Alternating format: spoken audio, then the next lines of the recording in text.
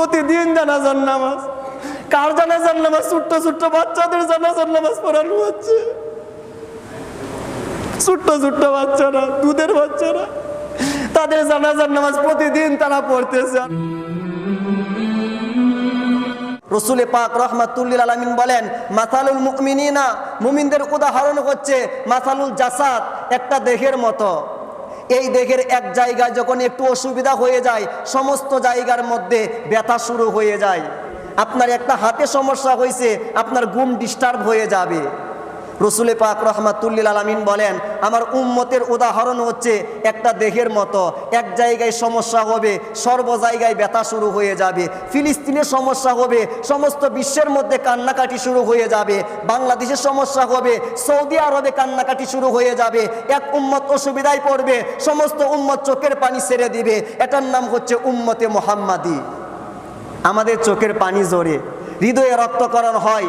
আমরা সর্বোচ্চ চেষ্টা করি বাংলাদেশের জমিন থেকে মিছিল বের করি, কিন্তু আমাদের যারা নেতা, সৌদি আরব বলেন, মিশর বলেন, জর্ডান বলেন, বড় বড় নেতা, তাদের কোনো ফিলিংসই আসে না এটার প্রতি।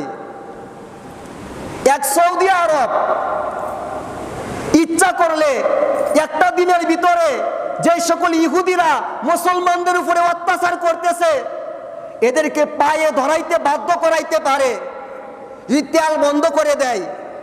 সৌদি আরবের তেল নিয়ে আমেরিকা চলতেছে, সৌদি আরবের তেল নিয়ে বিমান চলতেছে, সৌদি আরবের তেল নিয়ে ট্যাঙ্কগুলো চলতেছে। তেল বন্ধ করে দিলে ওরা আপনার পায়ে ধরবে, সৌদি আরবের পায়ে ধরবে।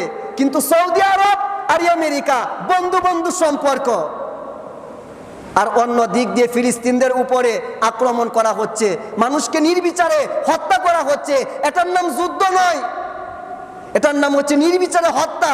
কোথায় জাতিসংঘ, কোথায় মানবাধিকার?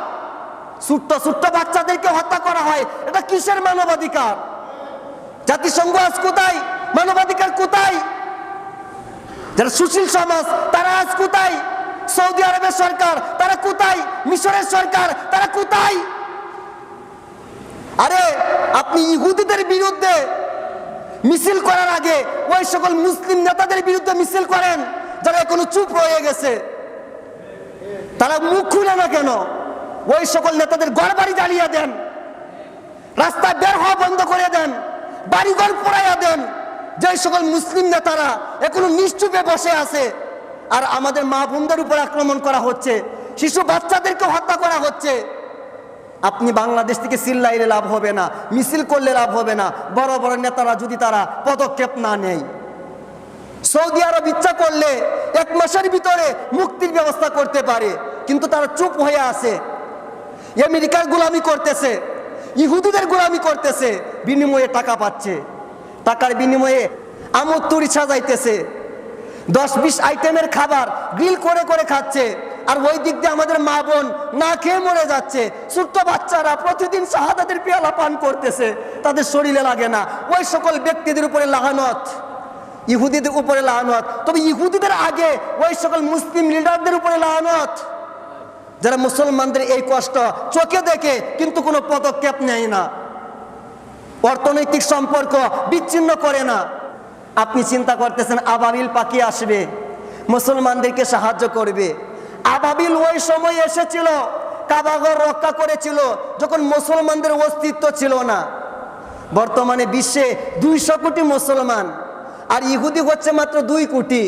কয় কোটি? 2 থেকে 3 কোটি মাত্র ইহুদি, আর মুসলমান হচ্ছে 200 কোটি। আপনি মনে করতেছেন এই 200 কোটি মুসলমানকে সাহায্য করার জন্য আবাবিল চলে আসবে? না। তসবিহ জপা বাদ দেন, তলোয়ার হাতে নেন। ইসলাম শুধু তসবির নাম নয়, তলোয়ারের নামও ইসলাম। রসুল পাক রহমাতুল্লিল আলামিন শুধু তসবিহ জপার জন্য আসেন নাই, তলোয়ার চালানোর জন্য এসেছেন। দোয়া করবেন, আমাদের এগুলা ছাড়া কোনো উপায় নাই। বাংলাদেশ থেকে ইচ্ছা করলেই আপনি ফিলিস্তিনি মুসলমানকে কিছু খাবার পাঠাইতে পারবেন, কিন্তু উদ্ধার করতে পারবেন না। উদ্ধার করতে পারবে তারা যারা মুসলিম নেতা রয়েছে। সৌদি আরব ইচ্ছা করলে উদ্ধার করতে পারে, মিশর ইচ্ছা করলে উদ্ধার করতে পারে, জর্ডান ইচ্ছা করলে উদ্ধার করতে পারে, অন্যান্য আরব কান্ট্রিগুলা উদ্ধার করতে পারে।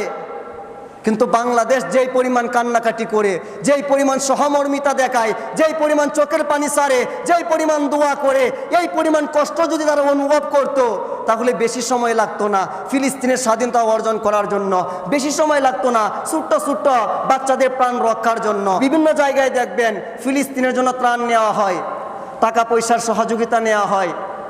আপনি চেষ্টা করবেন কিছুটা অর্থ ওখানে ব্যয় করার জন্য, কারণ আপনি এবং আমি সেহরি খেয়ে ইফতারির মাধ্যমে রোজা পালন করতেছি, কিন্তু আমার ফিলিস্তিনের ভাইয়েরা সেহরি দূরের কথা, ইফতার দূরের কথা। আমাদের বাংলাদেশে নামাজ হয় 5 ওয়াক্ত, ওইখানে নামাজ হয় 6 ওয়াক্ত। ওইখানে 5 ওয়াক্ত নামাজের পর প্রতিদিন জানাজার নামাজ পড়ানো হচ্ছে, প্রতিদিন জানাজার নামাজ। কার জানাজার নামাজ? ছোট্ট ছোট্ট বাচ্চাদের জানাজার নামাজ পড়ানো হচ্ছে, ছোট্ট ছোট্ট বাচ্চারা, দুধের বাচ্চারা, তাদের জানাজার নামাজ প্রতিদিন তারা পড়তেছে। আর আমরা বাংলার মুসলমান কত শান্তিতে আছি। মহান আল্লাহ পাক রব্বুল আলামিন যেন আমার ওই ভাইদেরকে হেফাজত করেন, সকলেই বলুন আমিন।